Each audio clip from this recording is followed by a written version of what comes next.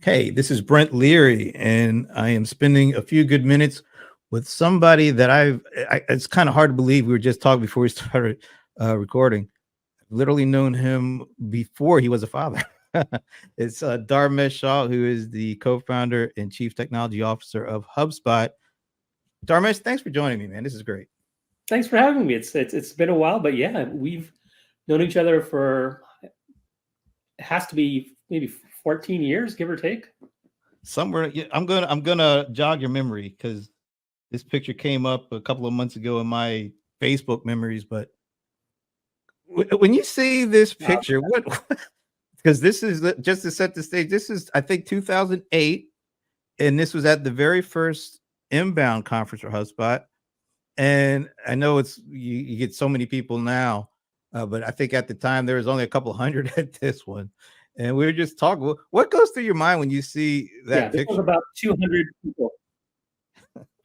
A couple things. I think this is at the Marriott in Kendall Square in Cambridge. I think it was about 200 people at the time.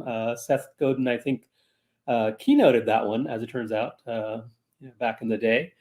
But it's one of I have a hard time reconciling the fact that I actually wore collars and shirts at the time. I'm all t-shirts and jeans now, but it's Yeah, hard to believe how far things have come. absolutely. And of course, the company itself has come a long, long ways. And I've been able to talk to a handful of CEO, founder, co-founder in the tech space, companies like Pega with Alan Truffler and Verint with Don Bodner and Zoho with Shritter Vinbu. These folks that have started these companies and they've stuck with these companies through decades and seen have pretty much gone from $0 to $1 billion annually in revenue. And there's so much kind of incredible stories that they tell. But the question I always kind of circle back to, and I want to ask you this one too, is you've been there, you've done that, you started from nothing, you built what you have at HubSpot, you're still there, you're still fully engaged, as we're going to talk about with one of the tweets that caught my attention lately. But where does all this, the passion continually come from to sticking with it?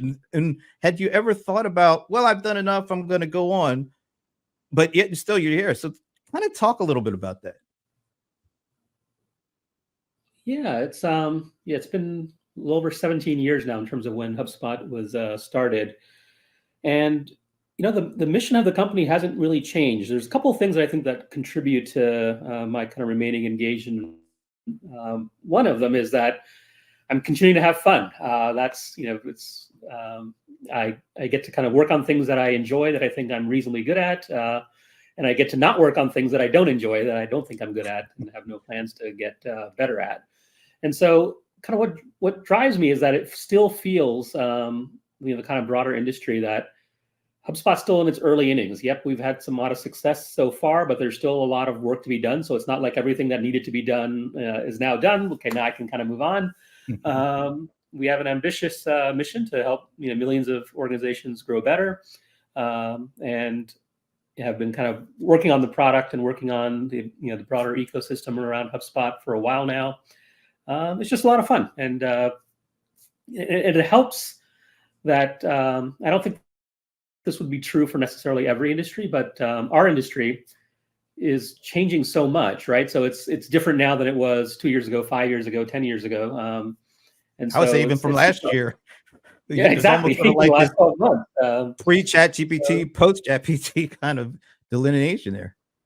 yeah, and I find it just I'm biased a little bit, but I find it to be a noble mission. We work mostly with small, medium-sized businesses and helping them grow.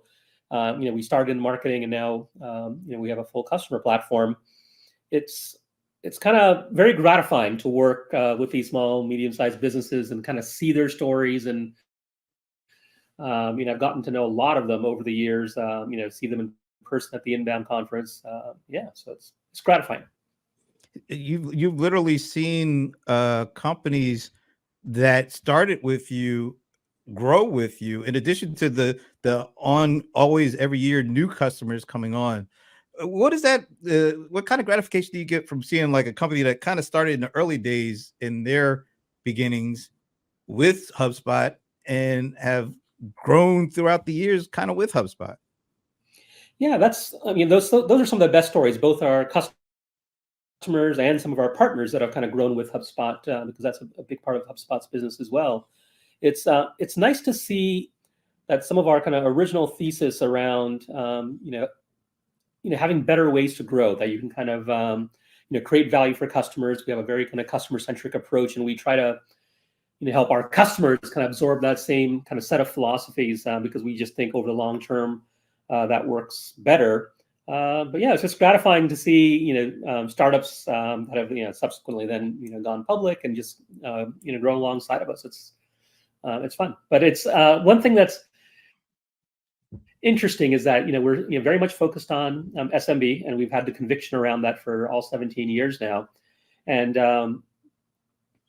so we've tried not to like get tempted or lured into the kind of mega enterprise market, which people kind of push us on, and now we're a publicly traded company. Investors ask us that all the time. It's like, okay, it's great that you've been successful in SMB, but surely you have a plan to go into the Fortune 500, Fortune 1000 market. And our response has been consistently, no, actually, we don't have plans to do that. I think we've still have a lot of work to do in SMBs, so lots of companies to serve in the future. So yeah. It always fascinates me. Everybody seems to have this rush to go up market. And the way I look at it, yeah, I'm sure there's a lot of allure to doing that. There's big money, big money deals and all that. But there's also a lot of big competition that's fighting up there. And there seems to be so much more room and space in the SMB world to be able to create a great product, attract lots of customers who will, kind of grow into what they're doing using your platform. Yeah, no, that's exactly right. So the way I think of it, I think there's this what I call reverse gravity effect in software, that left to your own devices, most companies will kind of get pulled up into bigger and bigger deals, bigger and bigger companies. And the reason is actually very intuitive, which is as you move up market, as you go to bigger and bigger customers, all the short-term numbers that you track start to look better. Your retention gets better, your average deal size goes up, like everything, all the numbers will look better. One thing though that happens over the fullness of time is that because everyone tends to move up market because of this reverse gravity, it's exactly like you said, which is you're just going to have a lot more competition, right? When you're doing the same thing everyone else is doing, there's going to be a lot of great companies competing for that same set of Fortune 1000 companies, right, over time. Whereas in the SMB world, there's number one, there's like tens of thousands, hundreds of thousands of new ones emerging every year. There's a kind of a fresh supply of companies to serve, but also there's just a kind of paucity of vendors kind of focused on that end of the market, right? So you see much less competition. So yes, it's hard to build a business in SMB, but once you do it, you sort of get to enjoy not competition free, but lighter competition than you would if you were in the enterprise market. Is that difficult to sell? Like you're publicly traded, so you got shareholders, and a lot of those folks are always trying to kind of get folks to move upstream. Is that a difficult sell for you to say, hey, look, that's great, but we're good where we are here? Um, it's been an ongoing conversation, even when we were private, right, at board meetings and as we raised venture capital, because that was like one of the first three questions they would ask is around, okay, so what's the plan for moving to the enterprise? And we have consistently and with conviction told the same honest answer, which is yes, we understand it's challenging to build a business in SMB. We've sort of figured out the physics of it. And now that we've done that and we've shown that the math can work and that we can build a vibrant, fast-growing company in SMB, it would sort of be foolish for us to get kind of lured up into the enterprise and then kind of look like everyone else and compete with everyone else. The only thing that would compel us to do that is if for some reason, somehow, we had saturated markets. Like, okay, well, we've sold to the SMBs. Now there's nowhere to go but up. And we have to kind of move into a different market. HubSpot, even with the success that we've had, we're still in single-digit market share, right? In our target market, it's less than 10%. So we have lots of headroom to continue to grow, and with financials that I think the investors have been historically happy with. So it may nag at them sometimes, but quarter after quarter, year after year, we've demonstrated that it's a good market. Now we actually kind of, as a startup guy, I tell startups, it's like you're going to get the same argument from your VCs and your investors, but SMB is actually a great place, great market to build a startup for now. It was harder, back when HubSpot started, but now you have, precedent. You have the Zohos of the world, you have the Shopifys of the world, you have the HubSpots of the world that have demonstrated that SMB is a vibrant market. You can build a successful, sustainable, long-term business in SMB. What before I get to the question, what are you seeing in terms of the overall economy? What is it looking like for you 6 months to a year from now? Is it looking well? What are you looking at? Yeah, what we've noticed is the same thing everyone else has noticed, right? That we've seen effectively a stagnation. I'm not an economist, so I'm not going to use any of the official terms, but and what we've noticed is that we're kind of, and this is, and I talked to our peers, that are scale-ups and publicly traded companies, is that it hasn't gotten worse over the last several quarters, but it feels like we've sort of found at least a bottom, right? So it's kind of stabilized in terms of the overall kind of market demand environment. Most people are calling for some sort of kind of improvement off that. We'll call it bottom-ish, or at least the trough that we're in right now in 2024, right? That some of the macro indicators are starting to look better now. That gives us some kind of cautious optimism that life should look better. But even in the world we're in now, we've sort of figured out, given the current climate, given we don't know when it will start to improve, and we made this decision, tail end of last year, coming into this year, is that we need to run the company in such a way that if this lasted longer, which it might, then some people are expecting or predicting that we can continue to run a nice, sustainable business. But I look forward to when things improve overall for the economy and for everyone, including HubSpot. But right now it feels just kind of steady as she goes. I don't think the clouds have cleared just yet, just from what we can see. Yeah, that's pretty much I think that's the overall sentiment I'm getting from a lot of these conversations. It's it feels like we've gotten to a certain level that might not drop a lot from, and maybe we're starting to look forward. So that's good. I'm hoping that that's the case. All right. So I remember when people would say, "Yeah, about that HubSpot company? They got all this great content." I was like, "Yeah, you do know they have a platform too." There's a lot of folks that really, even to this day, think of you because the content was so great, and it wasn't just content; it was content with action. I mean, the website grader. I remember that thing that took off like crazy. So a lot of your content was great, best practices, but it was also actually giving people some substance to dig in and use. Even to this day, I think there's some people that say, "Oh, they have a platform." So it's kind of good and bad, but yeah, you've had this platform. We've talked over the years.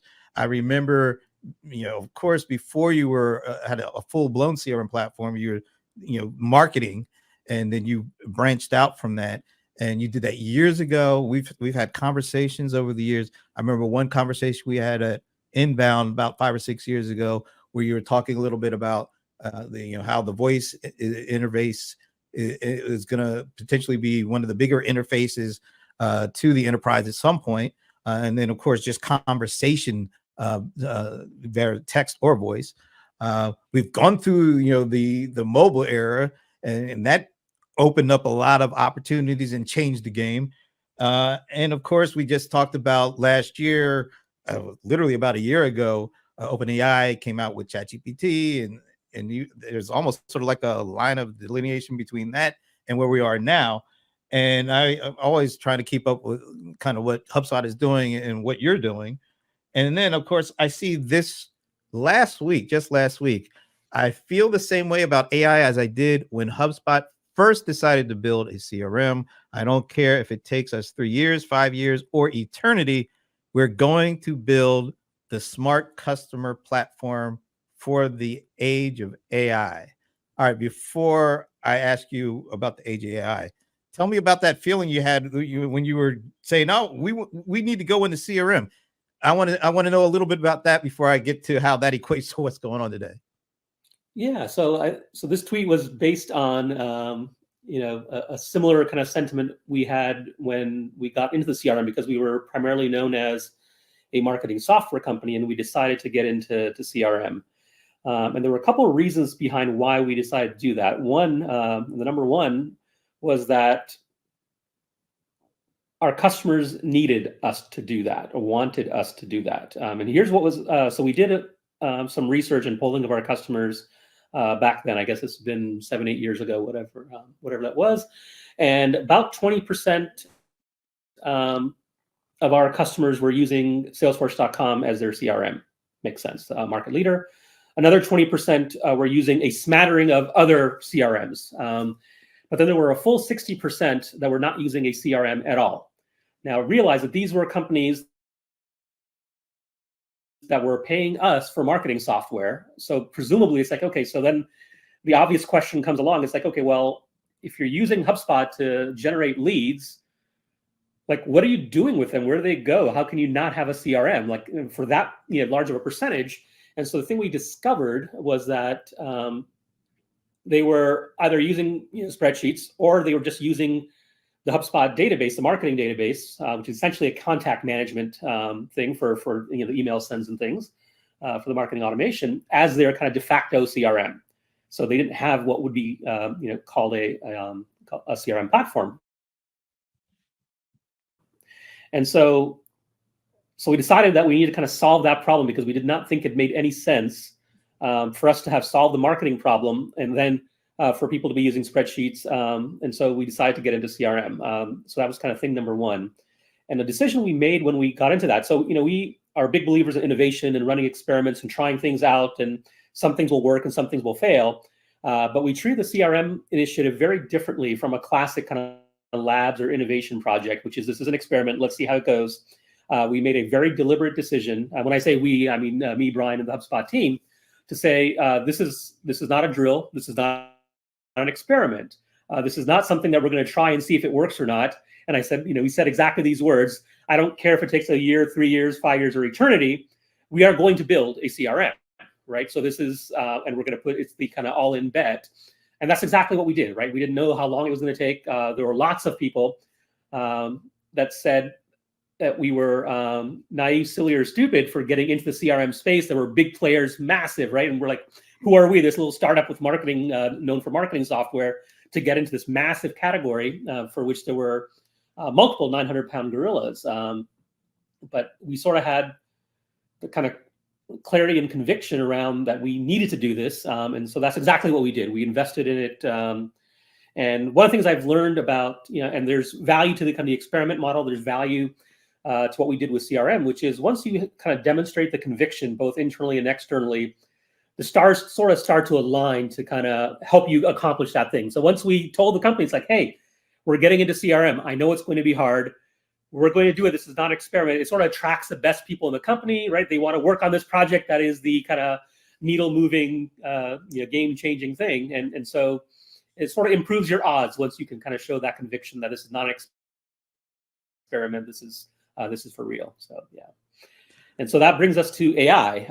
And obviously I've been at this for a while, so I saw the kind of mobile wave come. I've seen different kind of technology evolutions come along over the years, but not since kind of the original web have I seen something that I think is both transformative in terms of the world at large, but then highly relevant for CRM generally as an industry. Like, so mobile happened.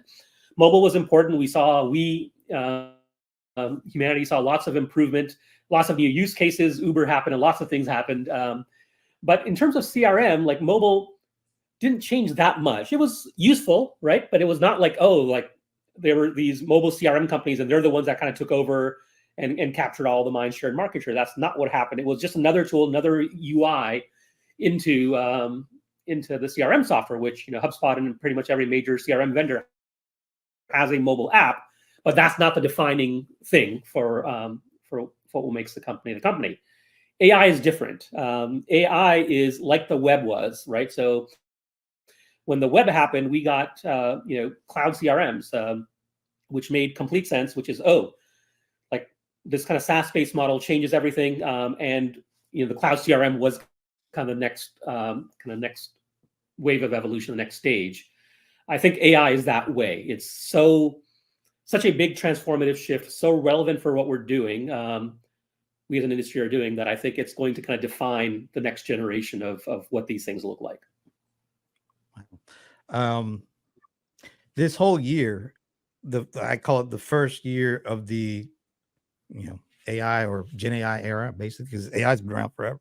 Mm-hmm. But ChatGPT kind of, like I said, the line of delineation. So this whole year, I've been able to go to a lot of, events, vendor events. And the beginning of the year was more about, hey, we've got Gen AI. Don't worry, we're good. We got you covered. Very, very pie in the sky, very kind of parlor trickerish kind of sentiment. But as the year has gone on, and I've gone, especially after Labor Day, I've gone to a lot of vendor events, and you can see it coming into focus. You can see real use cases, that are attacking real issues and real challenges. And in some instances, companies are focusing on vertical kind of use cases for how do you implement this throughout a complete vertical solution. Others are looking at it more generally. But it does feel like we've gotten to a point where people have realized, okay, this stuff is actually more than just the stuff like give me 300 words for a poem, or put an orange tiger with a blue bear together. I mean, that was kind of what it was at the beginning of the year. Now you can see it in formulating an enterprise. Mostly efficiency based, and that's typically, I guess, how these technologies start in the enterprise. Ways to be more productive, more efficient, cut costs. I think we're just kind of at the tip of that. But I am so interested in what happens once people's minds are able to kind of run from an enterprise perspective, run wild enterprise perspective wide, and do more than just think of efficiencies and productivities, and start thinking about, wow, what really can we do that we've never been able to do before? How far away are we from that kind of thing? I think lots of people are starting to think about what new things can we enable. So yes, automation and driving efficiency, all that's interesting. But I think it's happening now. I think in 2024 we're going to see novel. I can't believe I can do this now that I was just not able to do. Not that I can just do it 10 times faster. That's certainly certainly something, but just like a dimensional leap that says this is a whole new thing that just wasn't possible before. So partly it's like we have to recognize that, so November 30th was the 1-year anniversary of ChatGPT. So this stuff is just still like very, very new, right? And OpenAI and others in the open source world, they're all moving very quickly. But like, around multimodality, all these things that are happening, it's like they just haven't been around long enough for even us to absorb it, let alone kind of do things with the tools, right? It's just starting to happen. But the writing's on the wall, right? It's like we can see things that are possible now, and we see it, sometimes in the consumer market as manifest in ChatGPT and Bard and tools like that. But then, as we start thinking about ways to apply that to our world, I think that's going to get really interesting. And so the thing I'm most excited by, so if we look at the kind of evolution of AI, right? We had the pre-generative AI world, which we can call analytical AI or predictive AI, commonly used terms. Then we have generative AI, and the way it manifested was with this kind of conversational approach, right? And ChatGPT made that famous, which is you have a conversation with something like a ChatGPT, but it's very kind of task oriented, right? That says, okay, write me a blog post, rewrite this headline for me, and it's like, so the conversation happens like you assign it a task, and you might tweak it to say, okay, well, make the blog post more informal, or do this or do this, but it's a very kind of interactive, conversation, but it's kind of approaching it at a task level. I think the next level of evolution is going to be around what many are calling agents, right? Where software can solve higher order goals than an individual task. So instead of thinking, oh, can you write this blog post for me? To say, oh, I'm going to be launching a new product in 6 months. Help me do that, right? And so that made me, it's like, okay, well, to launch a new product, you're going to need a website, you're going to need a social media campaign, you're going to need a launch campaign, you're going to need 4 blog posts. Here are all the things you're going to need.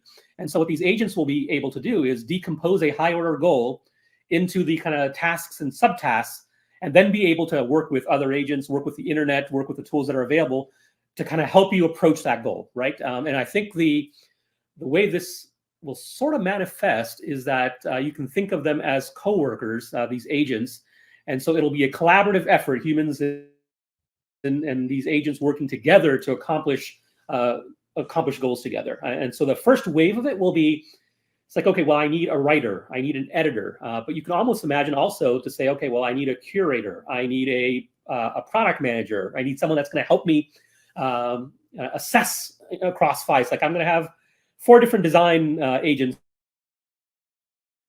that are going to do this thing, and then I'm going to have a design director, creative director that's going to help me choose which one's right, that knows more about my business, those kinds of things. So I think that's where we're headed, is to be able to kind of, for humans and AI to be able to collaborate and achieve bigger things than we would have been able to otherwise. And the other thing that, sorry for the kind of mini rant here, but That's great. when we talked about SMB, right? One of the things that excited me about SMB back when HubSpot started was that at the time, we were like, here was our message, like, oh, there's this new thing called the internet, right? It was still new back then to lots of small businesses.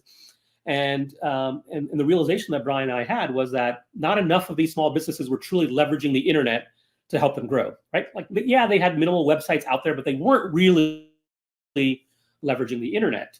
And one of the things that excited us was that we thought that the internet disproportionately benefited the small business over the enterprise. And the reason is that enterprises were able to do things through brute force. They had the capital, they had the resources, they could do things. But the small businesses were sort of left out of the game. But once you sort of understood how the internet worked, now the small business, the internet helped act as a kind of playing field leveler, so to speak, right? So even a small business could have a fantastically functional website that made it almost indistinguishable and sometimes better than what an enterprise might have in terms of serving the needs of the end customer. We think AI is similar to that, right? Which we think AI will disproportionately benefit SMBs because it'll make it possible for them to do things that they weren't able to do before, right? One of the defining criteria of many SMBs is that because of the fact that they're a small, medium-sized business, they're often much closer to their customers than a Fortune 1000 company is going to be, right? That's intuitive.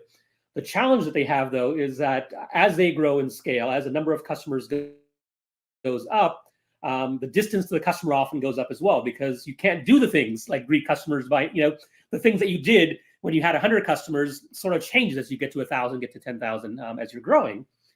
And we think AI will help you kind of maintain that same kind of SMB differentiation in terms of relationship with customers, but then do it at a scale that still makes that possible. So we think it'll be really exciting to unlock the potential of technology and AI for SMBs. So do you see the potential of HubSpot having the same role it had when you were doing all the internet marketing, and it was evangelizing and showing the way for that time period? Do you see yourselves as having that same role in the AI era that you did have at the kind of beginning of the internet marketing era? Absolutely. So that's at the heart of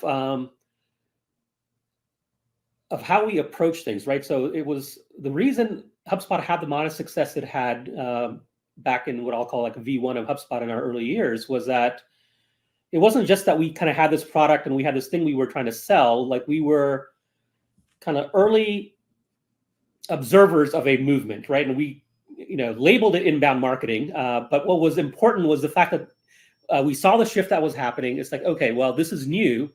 And we just talked about it, and we wrote about it, and we got up on stages and shared it. We put a community together so everybody could kind of learn from each other. And we were more about this is the right way for the world to go. How can we help kind of accelerate that movement. And part of it, obviously, we built products around it to help people do the things, but we were completely okay. And we didn't, I think this is one of the reasons that kind of movement took off. So when we came up with inbound marketing, we did not trademark the term. In fact, we encouraged everyone, including our competitors, to use that term, right? Because we wanted that movement to succeed. And to whatever degree we could participate, and we thought we would benefit, it would be wind in our sails as well. But it's like, this is a movement that's happening. It's the right thing. What can we do to kind of help people, bring people along and educate them and pull the community together? We have the exact same kind of plan around AI, which is, okay, we're learning ourselves. It's still very new. But as we're learning, we're going to share with the world what we know. Now we have the benefit of some amount of traction and reach. So the thing I'm kind of personally working on is not just identifying the kind of trends and things like that, but talking to startups, and even those that might end up competing with HubSpot or parts of HubSpot. That's completely fine, because we think that will lift, once again, SMBs and the customer platform or the CRM industry overall. If we can pull more people into the fray, so to speak, that kind of believe in generative AI, including startups, we think that's a good thing. So one of the things I'm doing is I'm kind of living all of this in real time. So as I uncover things, so I just started a newsletter called Agent.ai, which as things kind of occur to me, I'm just putting it out there. Like, here's what I like, and it may be in some cases, weeks or months before HubSpot, adopts some of those things, and I get them kind of infused into the product team. But if there's a startup somewhere that's like, oh yeah, that's sort of what we're working on, whatever, that is kind of helpful. We think that's a good thing. So I'm just excited. It's one of the things that has me energized, is that it is so new, exciting. Yes, there are some risks, and we can talk about that as well. But yeah, it's a brave new world. Oh, this is awesome. I wish we could talk about it right now more, but unfortunately, I actually have talk about great timing. So this has been a great conversation. I've thoroughly enjoyed it. I always enjoy talking with you. But I'm actually getting ready to do this, me and Paul Greenberg, CRM Players, roundtable discussion, virtual, around what is CRM in 2024, a bunch of vendor executives, some analysts. So we're going to talk about that. But I want to get from you, if somebody were to ask you, what is CRM in 2024, Dharmesh, how would you answer that?